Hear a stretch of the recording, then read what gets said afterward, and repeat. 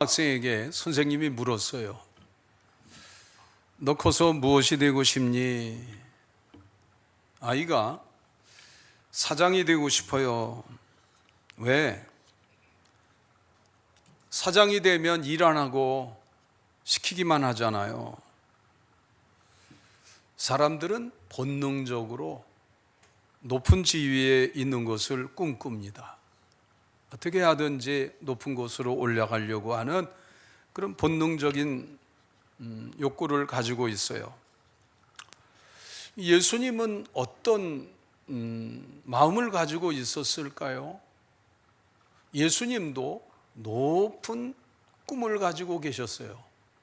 그 높은 꿈이 바로 하나님의 나라였습니다. 그런 사람들이 실망해요. 그게 어떤 의미이지? 그 의미를 깊이 모르기 때문에, 그 무게를 잘 모르기 때문에 그래요. 저는 이 메시지를 준비하면서 얼마나 마음이 여러 가지 기도를 많이 하게 됩니다. 그때 당시에 사람들의 마음이 어땠을까 하는 것과 사람들이 본성적으로 바라는 것들과 주님의 나라와의 이 간격을 어떻게 잘 이해하고 그리고 하나님의 나라를 추구하며 살게 할까 하는 그런 마음으로 기도할 수밖에 없고 간절할 수밖에 없고 다소 무거운 마음을 가졌습니다. 만약에 제가 나라를 세운다면, 그런 일은 없겠지만 가정해 보는 거예요. 그래서 한번 생각해 봤습니다. 그런다면 먼저 함께 일할 파트너를 정하고 역할을 분담해 줄 것 같아요. 책사에게 어떤 목표를 설정하게 하고 또 성실한 회계를 정해주고 추진력 있는 사람을 총무로 세워주고 그리고 의리 있는 사람을 각각 그 맡은 사람들에게 붙여주어서 함께 협력해서 일하게 하고, 두 번째는 군대를 조직해야 되겠죠. 나라면은. 세 번째는 수도를 정해야 되겠죠. 그리고 네 번째로 농경사회냐 산업사회냐에 따라서 어떻게 하면 국민들이, 백성들이 편안하게 살 수 있을까, 풍요롭게 살 수 있을까, 개혁의 주제들을 잡고 추진해야 되겠다, 그런 생각을 해봤어요. 그러나 그러면서 예수님이 나라 세우기, 하나님의 나라 세우는 것과 한번 비교해 보는 겁니다. 예수님은 하나님의 나라를 세우기 위해서 궁전을 세우지 않았어요. 군대를 조직하지도 않았습니다. 정치운동도 하지 않으셨어요. 단지 12명의 사람을 세우셨어요. 그리고 예수님이 사역을 다 마치셨을 때 남은 것은 그 12명의 제자들이었습니다. 왜 그럴까요? 예수님께서 육신의 몸을 입으시고 단 한 번 오셨는데 그 단 한 번 오신 그 목표를 바로 12명의 제자에게 주시고 그리고 하나님의 나라를 세우도록 했어요. 하나님의 나라는 사람에 의하여서 세워지는, 사람을 통해서 세워지는 나라이기 때문에 그렇습니다. 오늘 설교의 주제는 하나님 나라의 씨앗입니다. 제자, 12제자. 많은 사람들이 하나님의 나라, 천국을 죽어서 가는 곳으로 생각합니다. 여러분, 이거를 좀 깨뜨려 버려야 되겠어요. 죽어서 가는 천국이 아니에요. 우리가 오늘을 하나님의 나라로 살다가 그리고 영원한 하나님의 나라로 이어지는 것입니다. 여러분, 이것을 많이 좀 묵상해 보시기 바라요. 그러면서 내 삶에 뭐가 좀 잘못됐는가, 이렇게 악기를 조절을 하는 것처럼 튜닝하듯 튜닝이 필요해요. 여러분, 피아노가 그냥 항상 그대로 있는 게 아니고요. 시간 지나면은 장마철 지나고 나면 햇바람 불면 또 튜닝을 합니다. 음을 조율해 놔요. 늘어지고 잘못된 것을 다 잡아 놓습니다. 그래야 아름다운 음색을 낼 수 있는 거예요. 우리 삶도 모르는 사이에 늘어지고 처지고 빗나가고 한 것들을 바로 잡아 놔야 돼요. 이 하나님의 나라를 살다가 영원한 하나님의 나라로 이어지는 것은 우리 삶에 있어서 가장 중요한 핵심 주제인데, 이거를 망각하고 살아가면 되겠어요? 얼마나 중요한 주제예요? 예수님께서 첫 설교하신 것이요, 회개하라, 하나님의 나라가 가까이 왔다. 그 얘기는요, 지금이라는 거예요. 지금 하나님의 나라가 시작되었다, 그런 말씀이에요. 그러니까 죽어서 영원한 천국이 있지만 지금 살아서 지금부터 여기에서부터 이어지는 것임을 예수님께서 선포하신 거예요. 이 말씀의 중요성이 거기에 있습니다. 하나님의 나라는 예수님을 왕으로 모시고 통치받는 삶이 바로 하나님의 나라입니다. 여러분, 한번 생각해 보세요. 예수님이 첫 설교가 이렇게 했는데 이게 얼마나 그 당시 역사적인 상황 속에서 여러분 폭탄 같은 말 아니겠어요? 좀 더 강조하면 핵폭탄 같은 말씀이에요. 엄청난 위력의 말씀이에요. 여러분, 이런 말을 하고 다음에 어떻게 뒷감당이 되는 거예요? 뒷감당은 뭐가 있겠어요? 엄청난 핍박과 이제 파멸이 준비된 수순이 아니겠어요? 어떤 시대예요? 봉건 사회 아니에요? 왕이 있고 통치자가 있고 군대가 있고 또 모든 나라가 다 조직되어 있는 데서 하나님의 나라가 시작되었다 하고 선포하니까 이게 얼마나 위험한 말이고 어려운 말이에요. 그러나 주님은 그걸 목표로 해서 왔단 말이에요. 그러니까 하나님의 나라를 선포한 거예요. 할렐루야. 여러분, 그 상황 속에서 이게 얼마나 위험한 말인지 이해하면서 복음서를 읽어나가면 예수님의 걸음걸음 한마디 한마디 모든 하는 일들이요 의미 있게 살아나게 되고, 그리고 그 긴장을 놓을 수가 없게 되는 거예요. 엄청난 긴장이에요. 그냥 능수보들 늘어진 것 같이 그렇게 하는 말이 아니에요.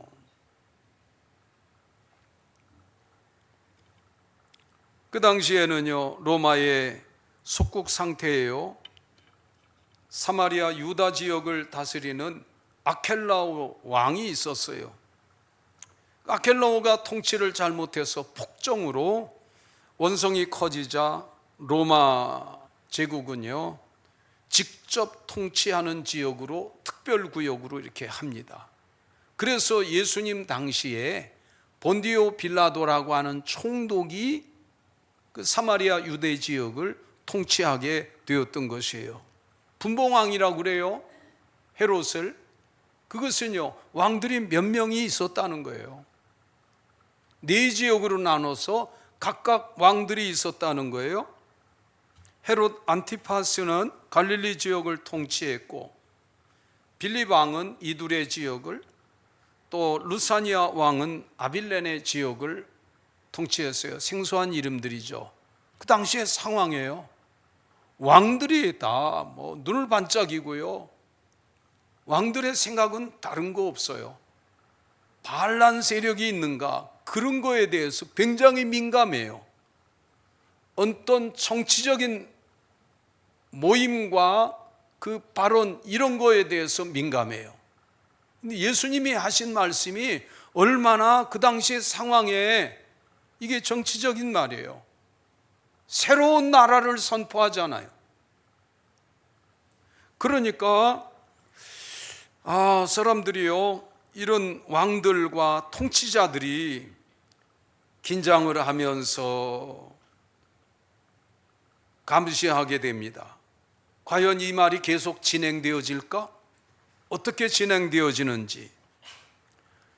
총독은 총독대로, 또 헤롯 왕은 헤롯 왕대로 사람들을 보내어서 실시간으로 계속 연락이 되도록 하는 거예요. 예수가 무슨 말을 했는지, 무슨 일을 했는지 계속 조사해서 바로바로 보고를 하는 거예요. 그런데 굉장히 위험한 말을 하긴 했는데요, 하는 일을 보니까 정말 이상해요. 가난한 사람, 어려운 사람, 병든 사람에게 다정하게 다가가셔서 그들을 만져주시고 그 고통을 헤아려 주시고 위로해 주시고 영원한 소망을 갖게 하는 게 전혀 이 통치자들이 지금 경계하는 것과 또 다른 내용이란 말이죠. 이 혼란스러운 거예요. 이 혼란스러움이 우리의 지금의 혼란스러움이 되면 안 된다는 거예요. 성경 속에 보면, 주님을 보면요, 우리가 생각하는 생각과 예수님이 또 성경이 말하는 것이 큰 차이가 있는 것을 보게 됩니다. 내가 애쓰는 현실의 문제는 당장 건강의 문제, 돈의 문제, 그리고 어떤 일자리의 문제. 그런데요, 성경 속에서 말씀하는 것은 그런 걸 다 넘어서 말씀하는 것 같은데, 그래서 이것이 전혀 관계없는가 했더니 오히려 나중에 깨닫고 나서 보면요, 이 모든 것을 다 포함하는 우리의 건강의 문제, 또 혹은 돈의 문제, 또 혹은 어떤 일의 문제 모두 포함하고, 하나님은 큰 그 범위 속에서 예수님께서는 목표를 설정하시고 그 목표를 만들어 가시고 이루어 가시는 것이란 말이죠. 이것이 최종적으로 깨닫는 은혜예요. 그러니까 우리가 차이를 느끼는 거, 그걸 솔직히 고백하면서 내가 생각했던 것과 달라. 그래서요, 교회는요, 내 생각을 그렇게 막 집어던지면 안 되는 거예요. 내 생각과 말씀이 크게 차이가 나요. 얼만큼 차이 나는지 알지도 못하고 생각도 해보지 아니하고, 그리고 던지는 말은요, 얼마나 위험한 말이고 어리석은 말이 되는지 몰라요.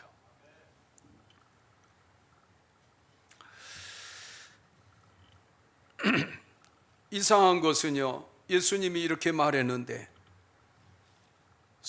그 통치자들이 감시해 보니까, 보고를 받아 보니까 칼도 창도 보이지 않습니다. 당시에는 병거가 있던 그런 시대예요. 병거도 보이지 않아요. 병거는 뭐냐면요, 지금으로 말하면 탱크와 같은 거예요. 뭔가 뭐 하려면 탱크가 있어야 되고, 또 요즘은 뭐 공군이 있어야 되고 해군이 있어야 되고 포탄이 있어야 되고 화력이, 이런 포탄 화력이 있어야 되고. 그런데요, 예수님 보니까 뭐 창도 칼도 병거도 보이지 않는 거예요. 차이가 나요. 그래서 숨죽이고 지켜보는 거예요. 계속 정보를 이제 받아보면서 새로운 나라가 어떻게 세워질지, 낭설인지 아닌지 확인하고 있는 것입니다. 이것이 예수님의 생애, 공생애 3년 동안 계속 따라다니는 의문표였어요.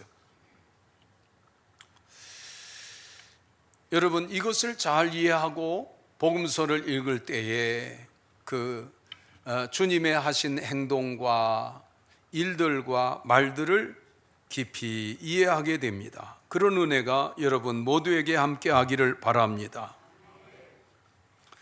하나님의 나라와 세상 나라가 같지 않아요. 세상이 추구하는 것과 하나님이 만들어가고 원래 설계하신 그 내용과 같지 않아요. 전혀 다릅니다. 이것을 깨닫게 될 때 복음에 합당한 삶의 물음표 앞에 진지하게 우리가 서게 되고, 그리고 하나하나 조율하면서, 우리의 삶을 조율하면서 주님의 그 목표에 맞추어 나가게 되는 것입니다. 이게 믿음의 삶이에요. 사도행전을 보면 복음서에서는 예수님의 이 오늘 본문에 있는 택하신 12제자가 제자인데, 사도행전에 가면 모든 믿는 자들이 다 제자가 되는 거예요. 그래서 예루살렘 교회 성도들을 모두 제자라고 불러요. 사도행전 이후 시대에, 오늘 우리는 사도행전 29장을 비전으로 삼는다 그러잖아요. 그러니까 사도행전 속에 우리 포함된 삶을 지금 살아가고 있는 이 시대에 우리는요, 모두가 제자입니다.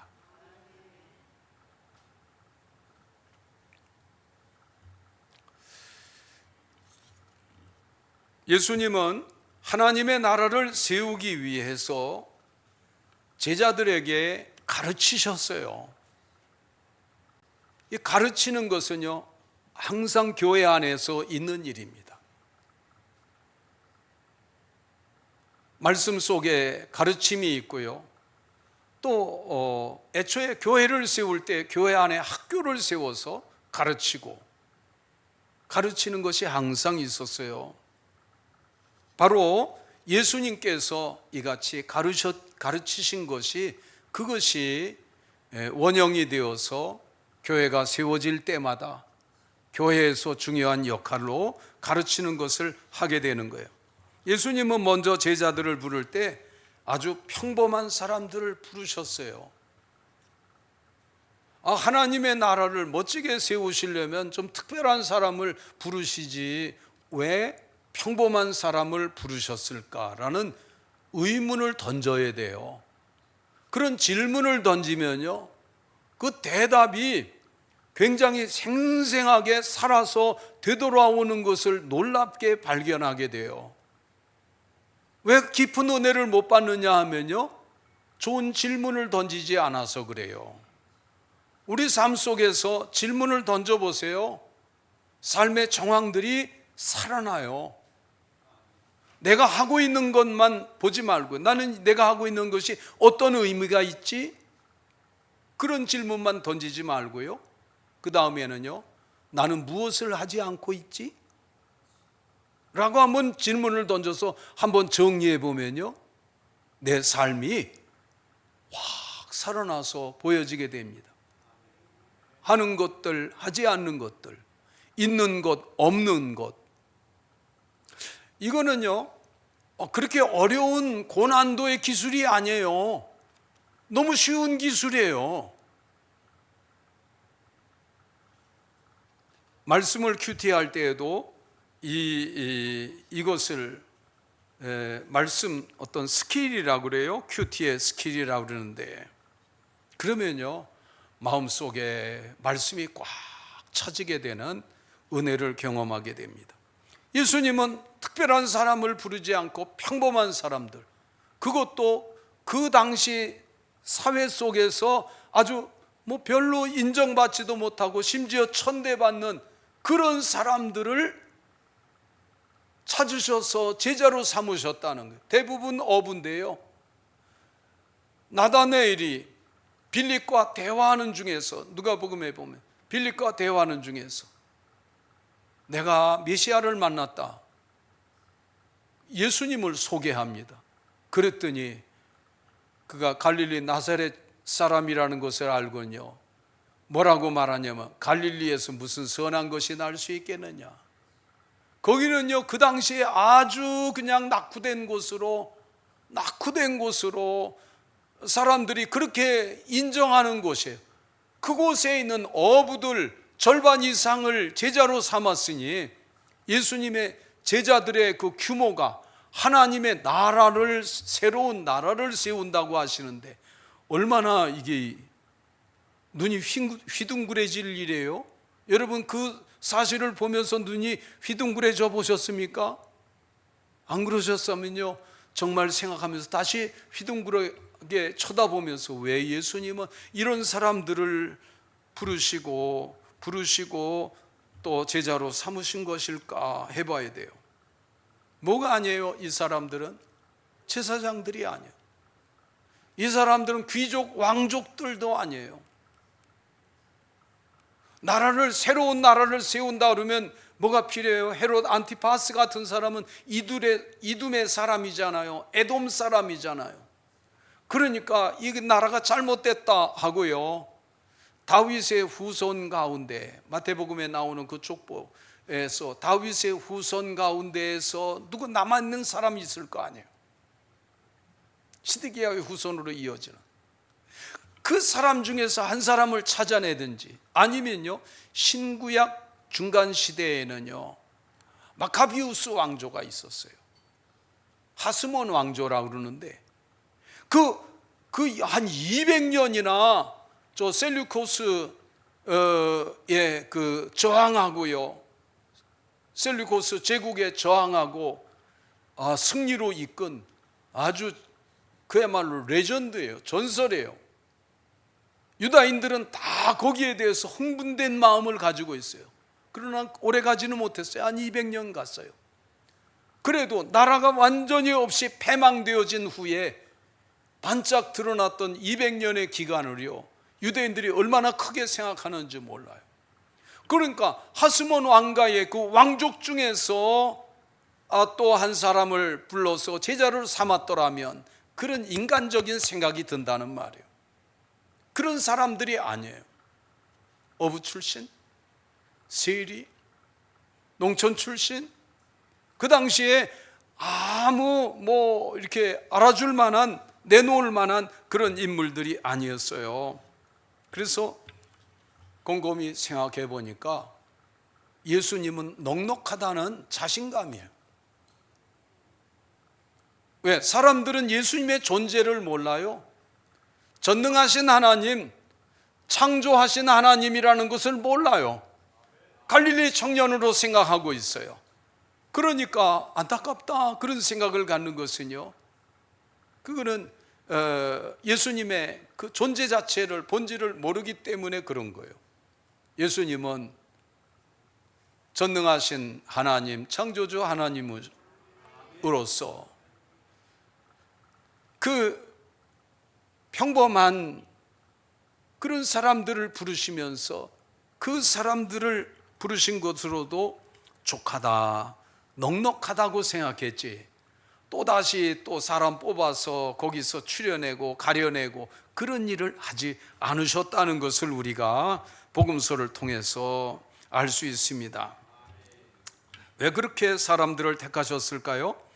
하나님의 나라는 개인적인 어떤 능력에 의해서 잘한다, 뛰어나다, 똑똑하다, 지식이 많다, 그것 가지고 세워지는 것이 아니라 순종으로 세워지는 나라이기 때문에 그렇습니다. 누구에게 대해서요? 하나님께 대해서 순종으로 세워지는 나라예요. 그래서 순종하는 사람들을 찾으신 거예요. 오늘도 마찬가지입니다.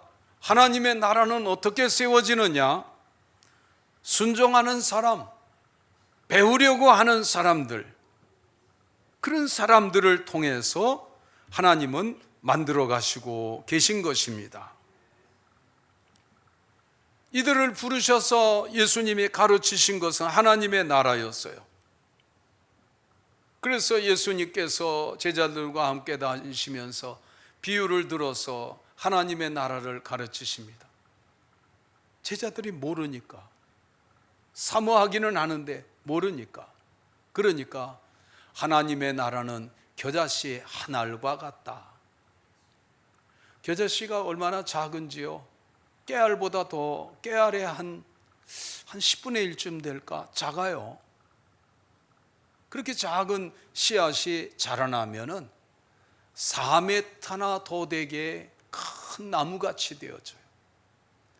그래서 그 겨자씨 한 알 속에 있는 생명의 씨앗이 자라나서 큰 나무를 이루는 것과 하나님의 나라는 같다. 그러니까 너희같이 작은 존재들을 불러서 세워서 하나님의 나라가 세워지는 것이다 라고 가르쳐 주시는 거예요.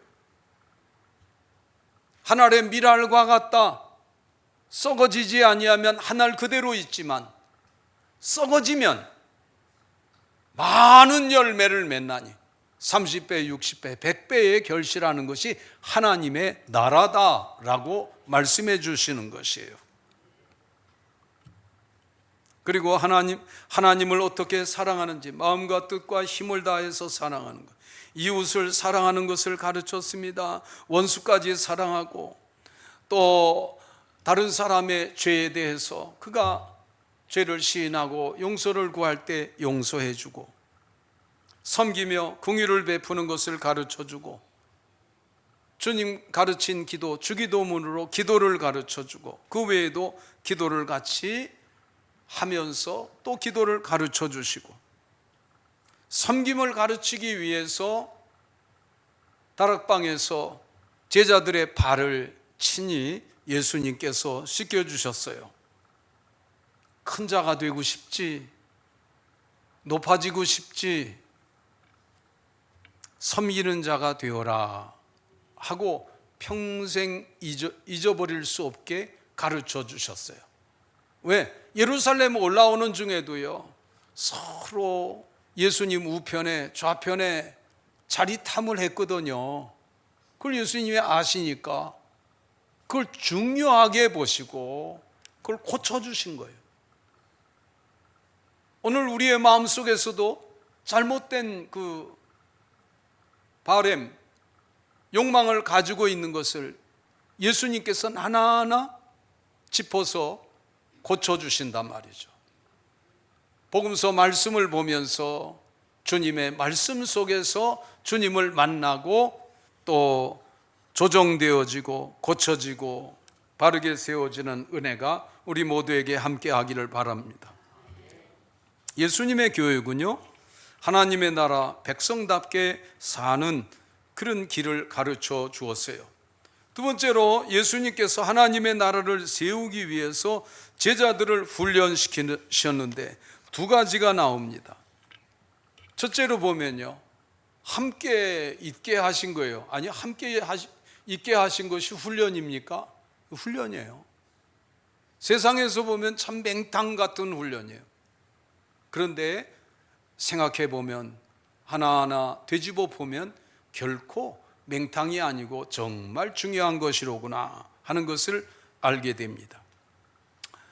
훌륭한 스승은 같이 하기가 어려워요.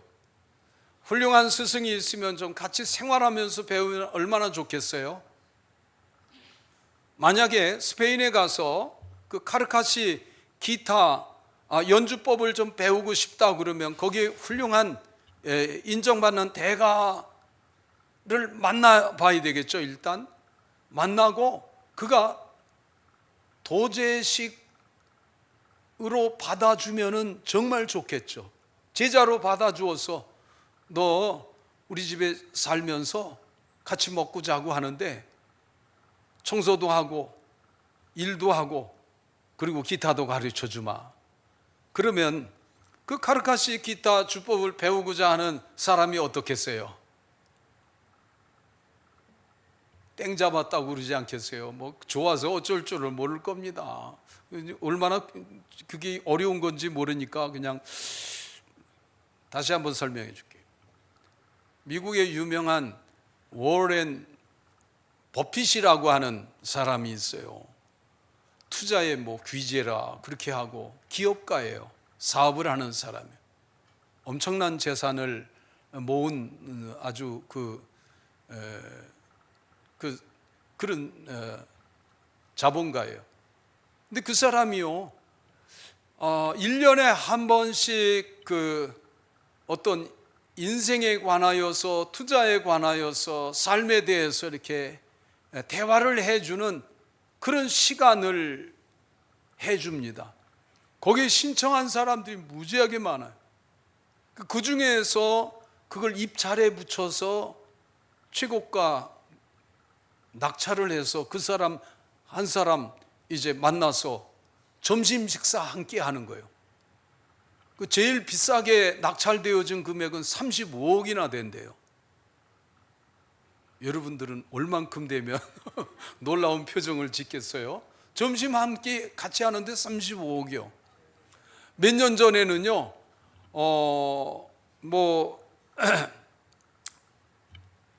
몇 년 전에 6만 5천 달러, 그래서 약 한 10억 원 정도, 65만이네요. 65만 달러 해서 10억 원 정도.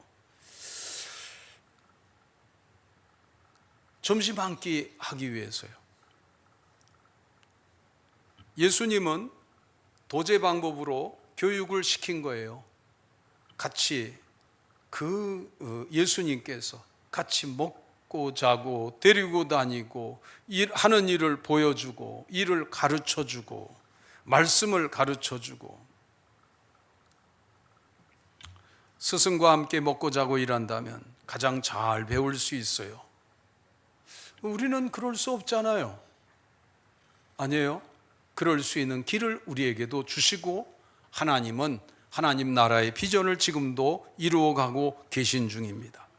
우리가 말씀을 통해서, 말씀 듣고 배움을 통해서, 기도함을 통해서, 예배를 통해서 이 성령의 교제가 있는 이 시간, 바로 지금 이 시간이 하나님의 나라를 세워나가는 주님과 함께하는 시간인 줄로 믿습니다.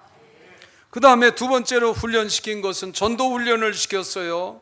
각 마을로 보내사 전도도 하며 귀신을 쫓아내는 권능도 주시고 하나님의 나라를 세우는 훈련을 시킨 겁니다. 여러분, 오늘 우리는 어떻게 하나님의 나라를 세울까 생각을 해야 됩니다. 먼저 내 안에 하나님의 나라가 이루어져야 하겠습니다. 서두에 말씀드린 대로 하나님의 나라는 지금 이곳에서부터 영원한 하나님의 나라로 이어지는 것입니다. 아멘. 그래서 나의 주인은, 나의 왕은 예수 그리스도이십니다. 나의 왕은 하나님이십니다. 라고 하는 분명한 이 마침표가 찍어져 있을 때에 바로 내 안에서 하나님의 나라가 시작되어지는 것이에요. 그래서 이렇게 하나님의 나라를 이룬 사람들에게 의무가 있는데 그것은 하나님의 나라를 세우는 것이에요. 우리가 죄사함의 은혜, 영생의 약속은 모두 값없이 믿음으로 받았습니다. 그래서 은혜라고 하는 것이에요.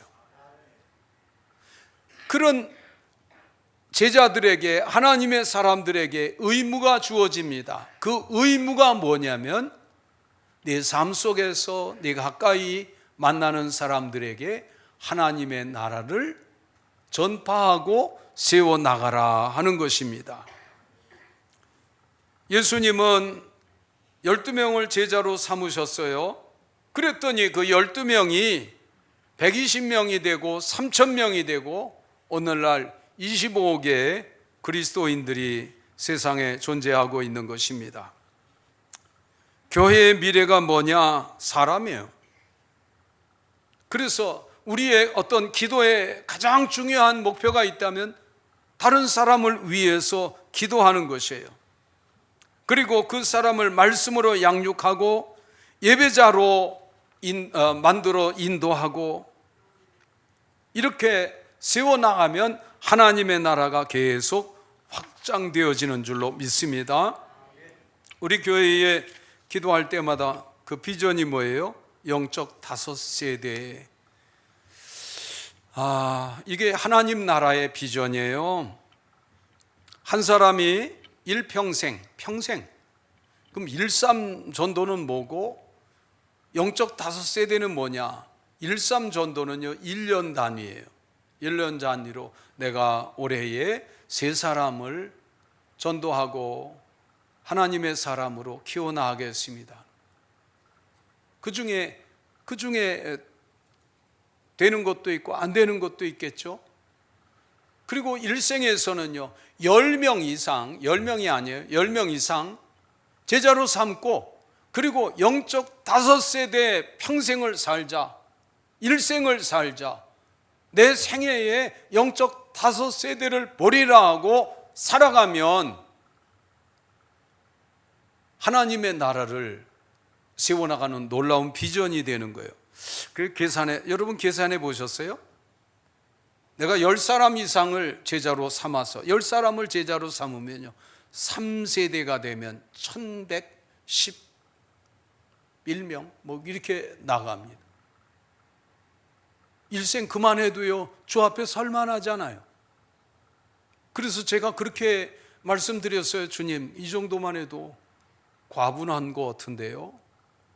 또 이런 설명을 해주면 성도들이 하품을 할 것 같은데요. 어떡해. 그런데 기도하는 중에 영적 5세대를 제게 감동해 주셨어요.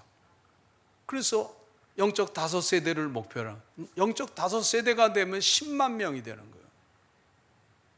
11만 1,100 이상이 되면 그 이후의 숫자는 모르는 거죠. 엄청난 거예요. 왜요? 우리의 힘으로 되는 것이 아니에요. 우리 능으로 되는 것이 아니에요. 하나님은 하실 수 있어요. 그래서 우리가 그렇게 기도하는 것입니다. 예수님은 세상을 바꾸기 위해서 황제를 만나지 않았어요. 헤롯 안티파스 왕도 또 본디오 빌라도 총독도 만나지 않았어요. 12명의 평범한 사람들을 만나셨어요. 그리고 그 제자들이 세계를 바꾸었어요. 오늘도 하나님은 우리를 부르셔서 우리에게 이 동일한 예수님이 꿈꾸었던 하나님의 나라의 비전을 고스란히 우리에게 주시면서 하나님의 나라를 이루고 하나님의 나라를 전파하고 하나님의 나라를 가꾸어 나가라, 세워 나가라고 우리에게 사명을 주신 줄로 믿습니다. 사랑하는 성도 여러분, 예수님은 12제자를 통해 하나님 나라의 씨앗이 되게 하셨어요. 오늘 내가 하나님의 나라가 되고 다른 사람을 섬겨 도움으로 하나님의 나라를 세워나가는 우리 모두가 될 수 있기를 축복합니다. 하나님 아버지, 주님께서 생명을 바쳐서 하나님의 나라를 세우기를 원하셨던 이 일을 저희들이 받았습니다. 내 안에 하나님의 나라를 이루고 일생의 영적 5세대의 소망을 가지고 꿈을 가지고 살아갈 때에 하나님 능력 주시고 은혜 주시고 붙들어 주시어서 하나님의 나라를 세워나가는 삶이 되기를 원합니다. 주님, 우리 모두가 이것을 위해서 기도하며 가정가정이 다 복음화되어지고 하나님의 나라로 세워지게 하시며 우리 교회가 땅 끝까지 이르러 이 복음을 전파하며 세워나가게 도와주옵소서. 예수님 이름으로 기도합니다. 아멘.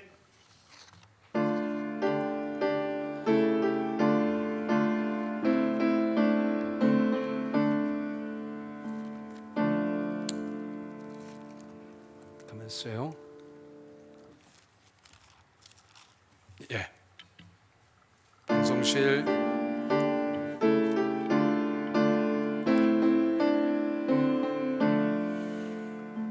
믿음의 새 빛을 밝히는 마음으로 주의 길 나서는 하나님 백성들 언제나 밝은 마음 살며 은혜의 구원 열매 풍성히 맺으리 소망의 새 빛이 가득한 마음으로 주의 길 따르는 하나님 백성들